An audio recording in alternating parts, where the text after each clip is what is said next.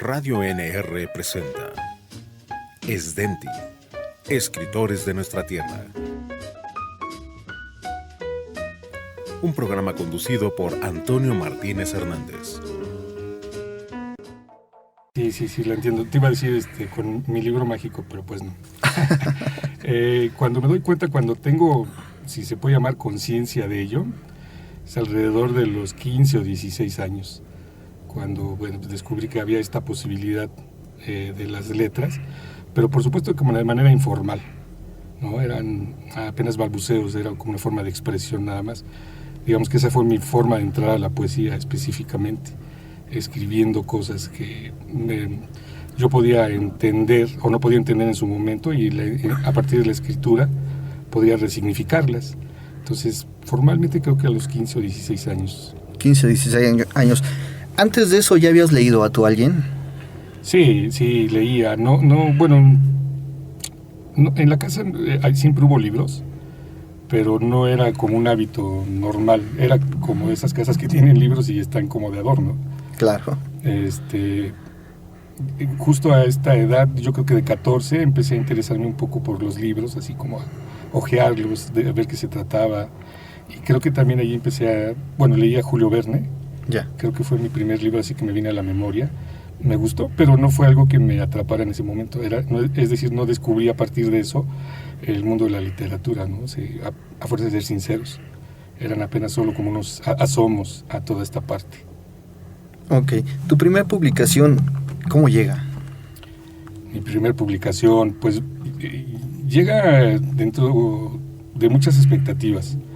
Cuando me doy cuenta que puedo escribir y que me gusta escribir y que resulta para mí una forma de resignificarme en la vida, porque así lo contemplo, pues empieza también este rollo de pues algún día publicaré un libro, como alucín, ¿no? De algún día poder que la gente lea lo que yo escribo, pero pues era algo muy lejano. Fue tomando forma una vez que yo estudié la carrera de artes gráficas y me meto de lleno a lo que es la producción de libros, revistas, impresos comerciales, donde me doy cuenta que lo puedo hacer de manera independiente por el conocimiento que tenía de estos procesos de producción. Entonces ahí empiezo a aterrizar yo de una manera más concreta la posibilidad de todo el material que tenía poderlo editar, hacer una publicación independiente. Y mi primera publicación, que es un poemario, surge de esa manera. Por supuesto, antes de eso pues ya vino un trabajo de taller, ya vino un trabajo de revisar el material, porque pues, creo que cuando vas a publicar hay una responsabilidad muy grande acerca del trabajo. Creo que hay un compromiso de, más allá de que pueda gustarle o no a la gente, pues técnico también, y de ofrecer en la medida de lo que se pueda pues un producto, si lo aterrizamos ya como un producto, ¿no? Claro. Ok, antes de la siguiente pregunta, ¿nos vas a leer algo? Sí, traigo varias cosas. Ok. En cuanto ustedes me digan, puedo compartir. Comenzamos con lo primero que traigas y le vamos dando fluidez a la plática después de esto, ¿te pareció? Claro que sí. Voy a leer un poema que se llama Tiembla mi flama. Es un poema amoroso y forma parte de un proyecto que se llama Demiurgo, que he venido manejando con algunos amigos en presentaciones. Todo este material ahorita no está editado, pero bueno, lo traigo aquí a la mano para compartirlo. Ok. Tiembla mi flama. ¿Cómo evitar mirarte si ahora los colores, todos, nacen de tu rostro? Si en tu cabello se enreda el misterio del bosque y las luciérnagas. ¿Cómo evitarlo si en la cadencia de tu cuerpo, cuando bailas, crecen el viento y el mar, presagio de la tormenta callada que eres, hoja preciosa de la rama más alta, misterioso laurel vuelto esmeralda? Mi mano se estira, pero no te alcanza. Tiembla la gota del día y tiembla mi flama. Y ahí tengo. Perfecto. Esto me decías que no ha sido publicado aún. No. ¿Ya crees que vea la luz pronto? Sí, es un proyecto que desde que se concibió para ser editado. Obviamente para llegar a este punto pues hay un camino que recorrer, desde económico hasta, de estratégico, ¿no? Te digo, para mí las publicaciones son algo importante. Entonces, ahorita lo que ha sucedido con todo este material es que lo estamos de alguna manera tallereando, puliendo, y estamos manejándolo en un principio, estos compañeros y yo, desde la parte de la oralidad, es decir, de trabajarlo oralmente en pláticas o en presentaciones con público, para después en una segunda etapa pues poder editarlo. Nos encantaría que hubiera editores, ¿no? O nos encantaría que alguien se acerque y dijera, yo edito tu libro. Luego es complicado, esta parte de ahorita creo que es muy complicada y tal vez se haga de manera independiente igual. Te digo, yo creo que lo importante es sí, pues publicarlos. Entonces hay varias formas para hacerlo. Oh, claro, ahora ya no es tan necesario el respaldo de una editorial como lo era en aquellos años. No. Hoy ya de las redes sociales saltan los libros a la imprenta, cuando era al revés en aquel entonces, ¿no? Exacto, sí. Si no había imprenta, no había nada. Entonces creo que todo esto ha ido cambiando con las nuevas tecnologías y para bien creo. Hablábamos de un primer libro, el poemario. Así es. ¿Habrá forma de que nos compartas algo de ello? Algo de sí he sabido, sí. Traigo material de sí he sabido. Ok, en lo que lo buscas, seguimos platicando, agradeciéndole al público que siempre nos sigue. Muchísimas gracias a todos ustedes que siempre están atrás escuchándonos. Lo que sigue es un poema ya editado de este primer poemario que Dago da a conocer en su momento. Y aún está disponible por si a alguno le interesa. Obviamente se puede comunicar con el autor. Más adelante dará sus redes sociales, también dará su teléfono, como ha pasado en otras ocasiones, para que ustedes de manera directa puedan acceder a la obra de este escritor de Nicolás Romero. Hablando de eso, Dago, ¿cuántos años llevas viviendo en el municipio? Pues toda mi vida, amigo. Soy oriundo de aquí, mi papá es de aquí, mi madre es del Istmo de Oaxaca. De aquí enfrentito. Sí, aquí al lado. De la gente nube, y no es burla ni es sobrenombre. No. Si alguien no alcanza a entender este término, la gente de Oaxaca no es como los mexicas o alguien más que decía, nosotros venimos de Aztlán, nosotros venimos de tal lado. Ellos dicen, su tradición oral, que cayeron del cielo. Sí, así es. Entonces, como no había de cierta manera forma o las palabras para describir esto, se les llamó la gente nube. Y gente muy hermosa de rostro, o sea, para ser exactos. Esta parte que mencionas es muy poética, de hecho. La gente que cayó, o la gente nube, ¿no? Sí, pero de momento siento que si no lo aclaro habrá gente que diga, o sea, ¿por qué está burlando o qué, no? O sea, o por qué le pone un sobrenombre. Sí, cuando en realidad estoy halagando. Sí, tienes razón, es gente muy especial. Y bueno, tengo esas dos mezclas, pero toda mi vida he vivido en Nicolás Romero. Viví una parte en Guadalajara por trabajo, pero pues regresé también ya hace tiempo y actualmente radico aquí. Ok. Bien. ¿Cómo se llama este poema? Pues mira, este poema se llama Proverbio del Polvo y bueno, es parte del primer poemario que saqué y dice así: y el viento te llevará, jugará contigo hasta convertirte en símbolo inequívoco del abandono, y el agua te aplacará, mojará tus entrañas hasta convertirte en lodo de camino andado, principio y fin que sintetizan la inexorable levedad de la existencia, picazón en la garganta de Dios, materia prima de los sueños de agonía, todo y nada al mismo tiempo, porque polvo eres. Y ahí termino. ¿Querías más? Está bien cerrada la idea, obviamente. Sí. Esto, repetimos, es del primer poemario. Dago, compártenos tu teléfono primero, lo más despacio que puedas, y lo vuelves a repetir por si alguien está interesado en obtener tu trabajo. ¿Te pueda llamar de manera directa? Sí, mira, es el móvil es el 55 85 48 55 87. Otra vez, por favor. 55 85 48 55 87. Y te decía esto que lo repitieras, porque con el escritor que estuvimos la vez pasada se volcaron las llamadas, no tienes idea, y todos reclamaban que no alcanzaron a apuntar, que dónde conseguían su libro, etcétera, etcétera. Entonces, un punto sería aquí lo podrían conseguir, pero si de manera personal lo pudieras tú hacer, creo que sería mejor, una experiencia más agradable para el público. Sí, aunque habrá muchas formas, o puedes decir dónde más lo puedan claro, conseguir. Aunque claro, aquí también lo podrían conseguir si así lo deciden. Sí, sería un punto.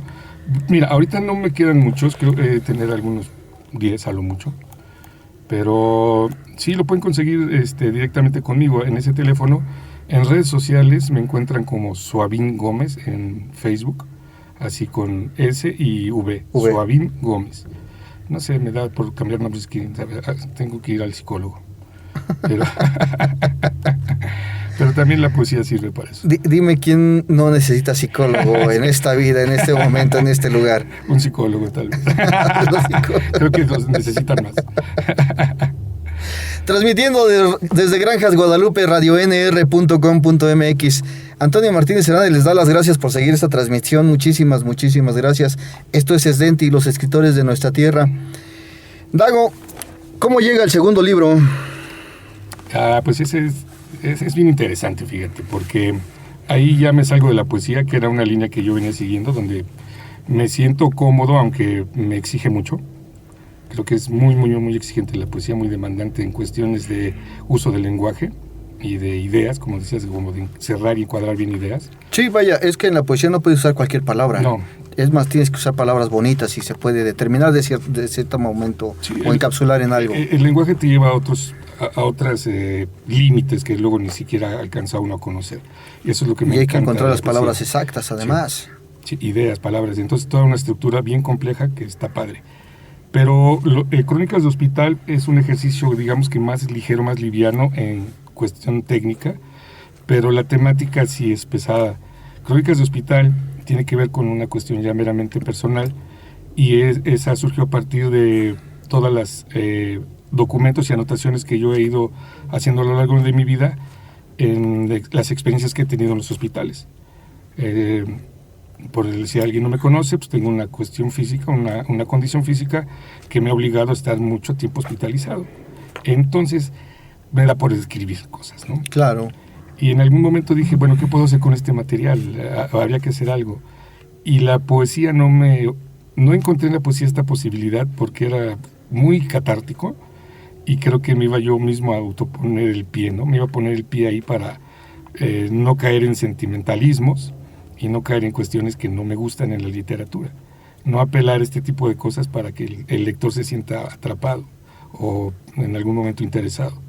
Entonces la poesía no era para mí la opción, y empecé a adentrarme a la narrativa en prosa, y empecé a hacer el ejercicio. Me sentí cómodo y empecé a darme cuenta que también podría fluir ahí, utilizando elementos poéticos del lenguaje que me apoyaban para la narración. Es decir, creando figuras en donde yo consideraba que iban, y fue un descubrimiento muy padre para mí, porque pude empatar estas dos cosas sin caer en esta parte que te digo.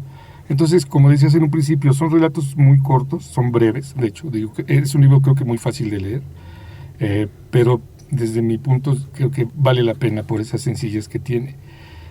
No soy de los autores que entre más complejos pueda catalogarse como mejor, ¿no? Creo que la complejidad muchas veces te puede desviar también de un objetivo, pero la simplicidad, llegar a ella, es a veces hasta más difícil. Entonces para mí era un reto el ver qué quiero como lector, y empezarlo a hacer así desde la parte creativa. Entonces empecé a ficcionar. Casi todas las historias de Crónicas de Hospital son personajes ficticios surgidos de personajes que yo conocí en la vida real.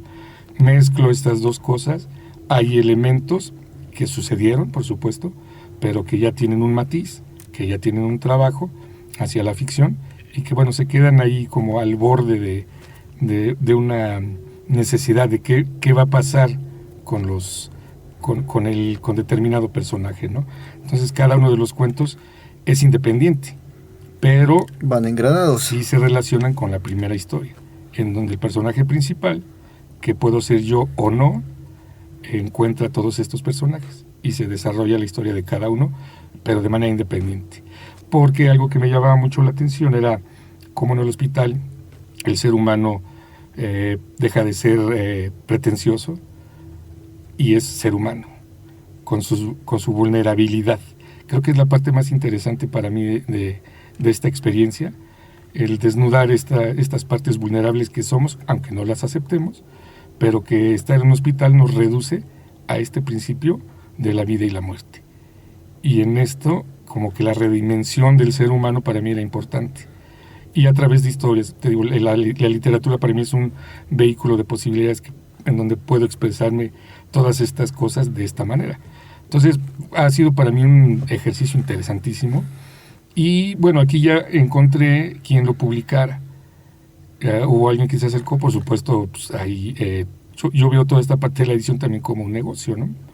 Me refiero a que alguien te edita porque también va a sacar un beneficio económico, eso no lo podemos dejar de obviar, pero para mí era importante manejarme ya en estos términos y tener como que esta plataforma pues como experimentada ya.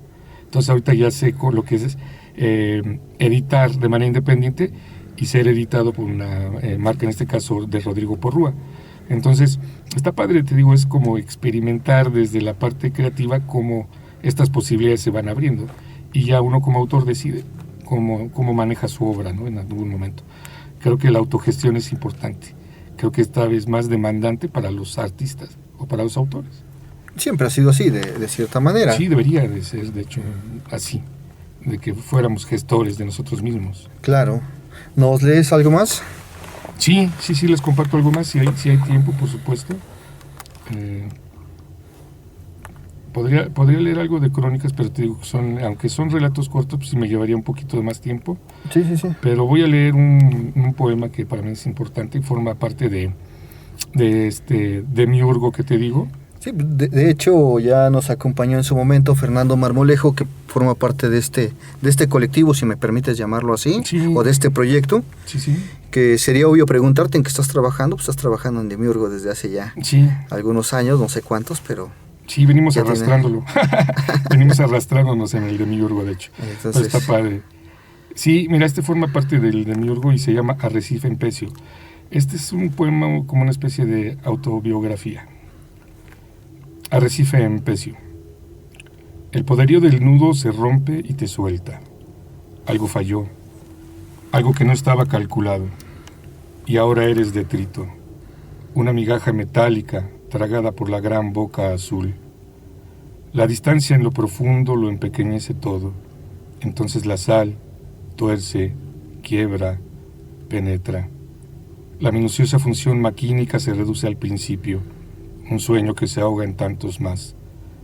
La variante de un ciclo antinatura te prodiga en el sino y te abre la esperanza en el paisaje de ese fondo en que eres soledad.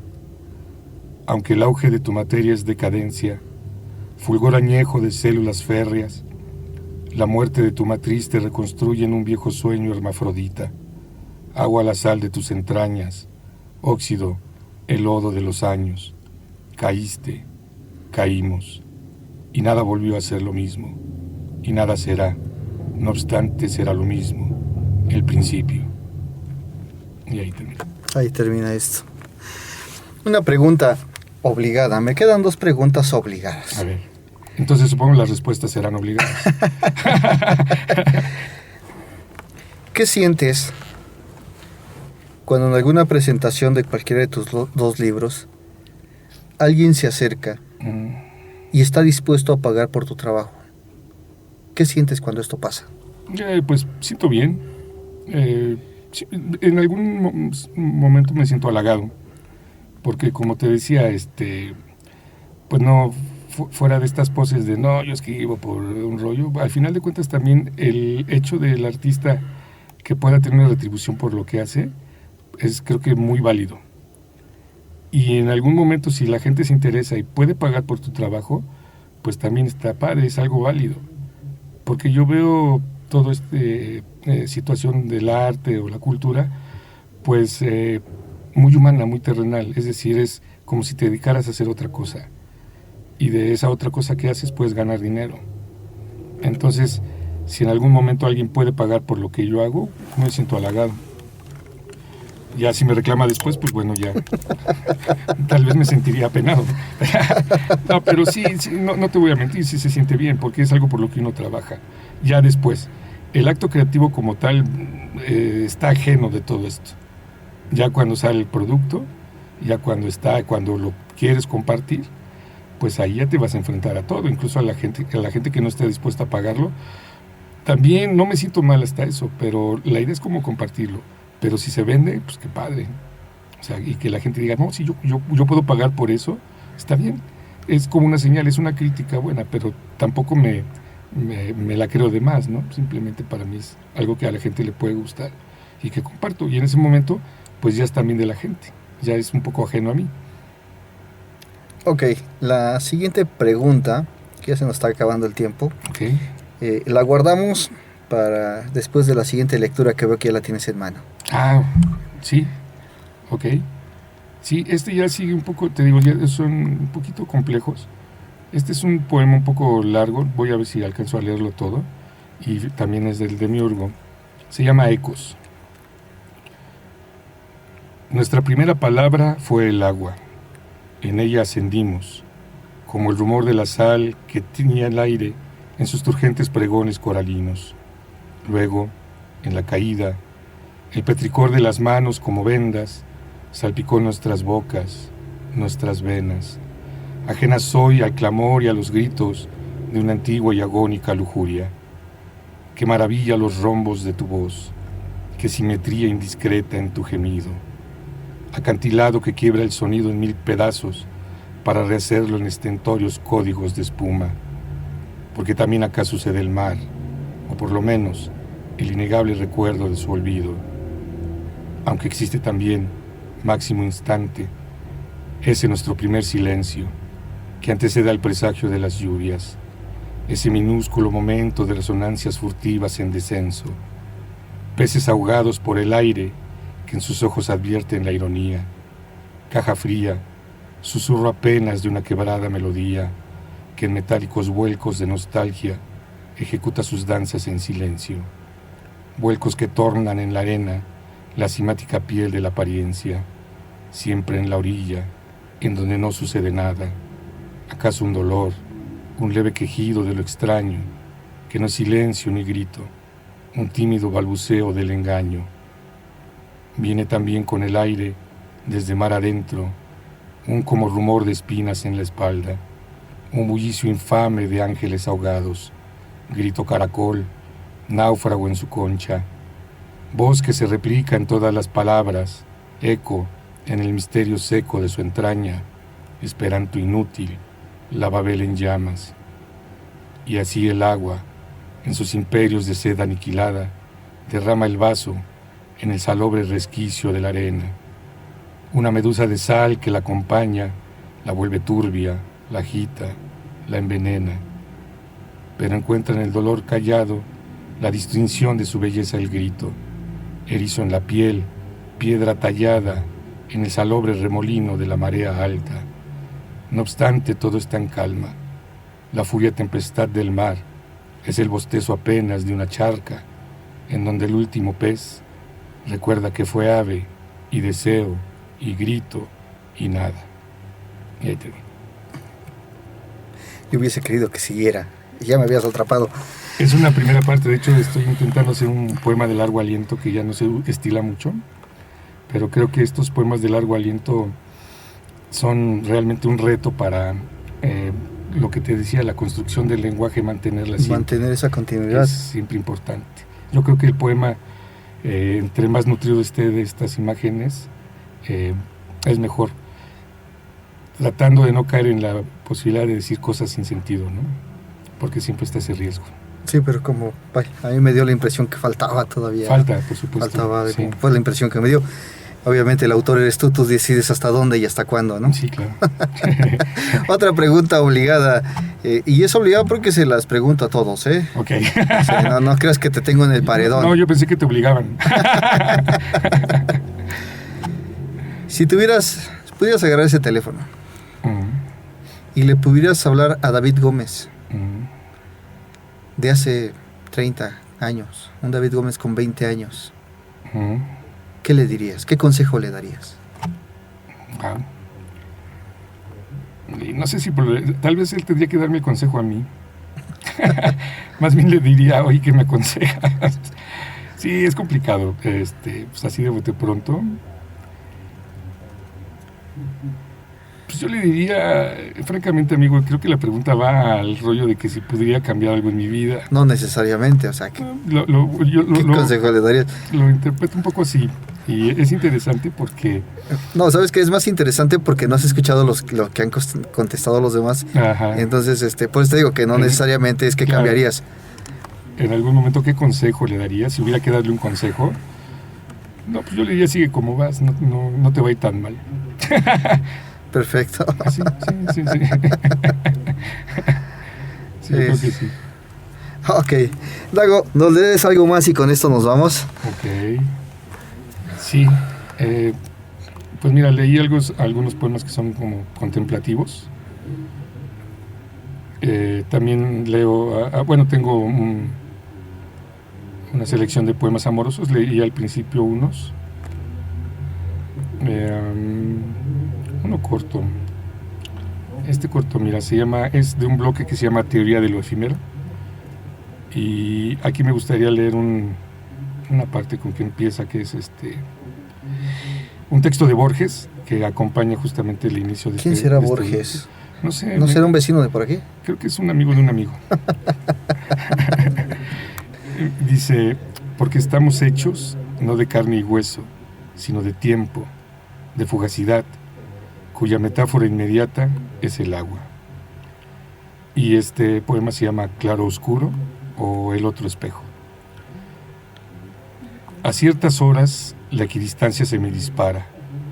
En el espejo solar se proyecta mi negativo, un menos yo superlativo, hálito de una sombra ígnea que me enciende la memoria, reveladora mancha que me define en horas ciegas, por la gracia de una vela o el poderío cósmico del fuego.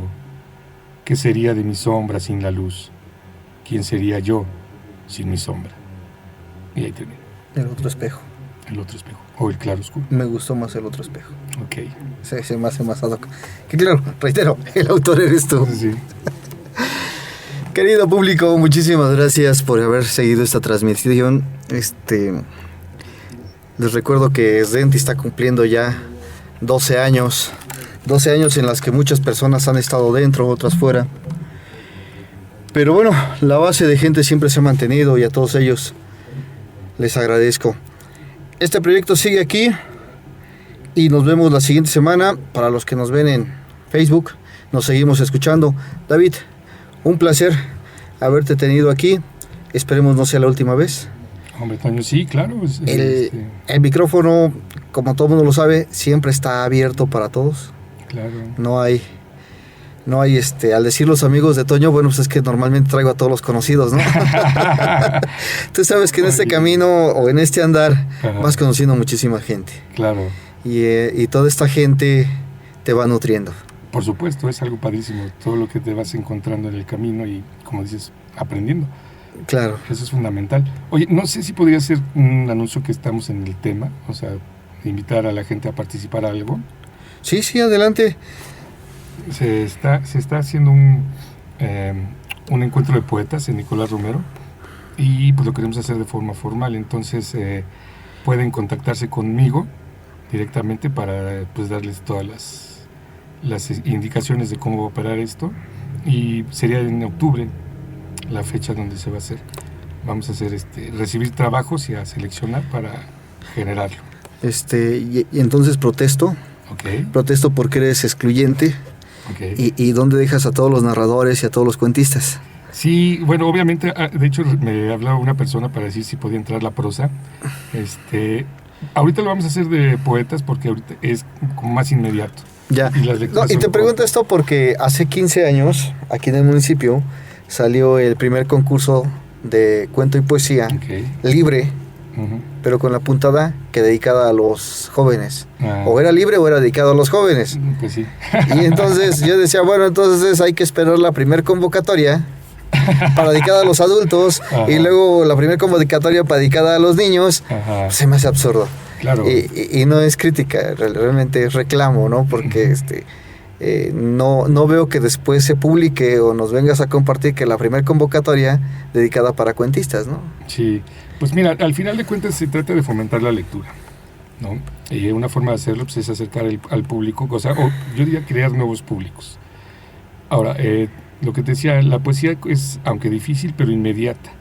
Es decir, puedes leer 4 poemas en una sesión. Pero eso no implica que la gente lo entienda, ¿no? No, claro. Yo no digo que no entienda. No, de hecho, al contrario, es más difícil entender la poesía que la novela y el cuento. Son dinámicas distintas. Yo creo, y lo que se tiene que hacer, es justamente acercar a toda la gente que escriba en diferentes disciplinas y generar los encuentros. Claro. En este caso, nuestra línea es mucho de poeta, pero pues también la idea es hacerlo de cuento, ¿no? En algún momento cuento corto, y ahí tal vez sí puede operar como un concurso, en donde se reúnan todos los cuentistas del municipio y municipios aledaños. No, dice, por ejemplo, dentro de las páginas que hay en el internet, veo por todos lados, ¿no? Encuentros de poetas, y ya se me hace como que trillado el asunto. Pero fíjate, ahí hay una pregunta interesante, ¿y por qué estos regularmente los organizan los poetas? Pero no, los he visto por parte del gobierno del estado. Mismo Raku ya tiene ahí su encuentro de poetas. Pero ¿qué se podría hacer? Y es algo interesante, como que ahí, fíjate que ahí sería como otro tema de conversación. Si quieres, por el tiempo, lo podríamos platicar en otro programa, pero es interesantísimo. Sí, o sea, el espacio está abierto. No te digo que no, pero No, pero me refiero a que sí es interesante porque, o sea, este fenómeno de por qué la poesía y lo demás opera nada más como concurso, porque hay mucho concurso de cuento y concurso de novela, y de hecho los premios son más sustanciosos, pero a nivel organizativo, digo, de independiente, vamos a llamarle así, cómo se organiza cada uno en su disciplina, es interesante. ¿Por qué no hay una organización, no? ¿Por qué no hay fomentar el encuentro entre unos mismos? O sea, esto lo estás fomentando tú como poeta de manera particular. No, esto está dentro de un programa en donde estoy trabajando ahorita, pero es parte de... Ya. Pero creo que es una necesidad, y yo estoy de acuerdo contigo. O sea, no nada más es la poesía, están las otras disciplinas, incluso el ensayo, que hay mucha gente que hace ensayo. Sí. Y es también algo muy interesante. Pero no tienen como esta beta todavía, es algo que hay que, creo que generar. La idea es cómo generarla, ¿no? Cómo acercar al público a la novela, por ejemplo, que es más complicado. Y yo te diría, ¿y cómo fusionar todos estos encuentros de poesía que algunos ya van en el 16? Y acá, por ejemplo, va en pañales, ¿no? Va empezando. Exacto. Entonces, mira, algo ¿cómo fusionarlo? No, y cómo hacerlos, yo creo que, pues que valgan la pena, yo diría así. Porque yo he asistido a muchos encuentros de poesía que me han invitado, y ahí nada más puedo decir, oye, pues yo soy tal, aquí está, escribo poesía, y me dicen, pues pásele, y todos me dicen maestro. Es algo en lo que estoy en contra, porque no soy maestro de nadie, para empezar, y ni siquiera pueden decidir si mi trabajo vale la pena o no para presentarse. Y creo que se trata también de generar nuevos públicos, aparte de dar un espacio a los que escriben, pues también obligar esta parte de que lo que se escriba pueda tenga unas ciertas características. Y no se hace, es como llenar espacios por llenarlos. Claro. Desde mi punto de vista. Digo, o sea, yo he visto en los últimos meses una docena de encuentros de poetas, ¿no? Y de ahí, sinceramente, amigo, muchos trabajos no valen mucho la pena.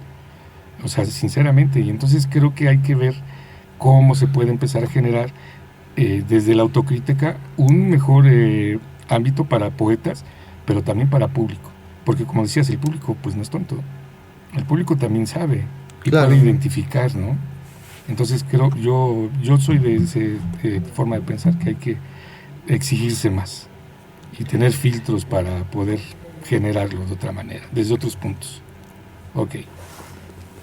Bueno, tú me dices o me echas un grito cuando gustes y seguimos platicando. Sí, pero ya del otro tema ya. Sí. Aunque si de momento tienes algún nuevo proyecto, tienes un nuevo libro, con todo gusto lo presentamos, ¿te parece? Me parece. De hecho, a lo mejor en algún momento presentamos parte del Demiurgo. Con todo gusto. Los tres lo leemos. Sí, sería viable. Bueno, pues muchísimas gracias. Arturo González, te agradezco ya los controles, como siempre, muy amable por hacer de esto posible. David, fue un placer tenerte hoy aquí. Que no sea la última vez. Sí, esperemos. Gracias por el espacio. Al contrario. Mi nombre es Antonio Martínez. Les doy las más sinceras gracias. Nos seguimos escuchando. Hasta luego. Gracias. Radio NR presenta Esdenti, escritores de nuestra tierra. Un programa conducido por Antonio Martínez Hernández.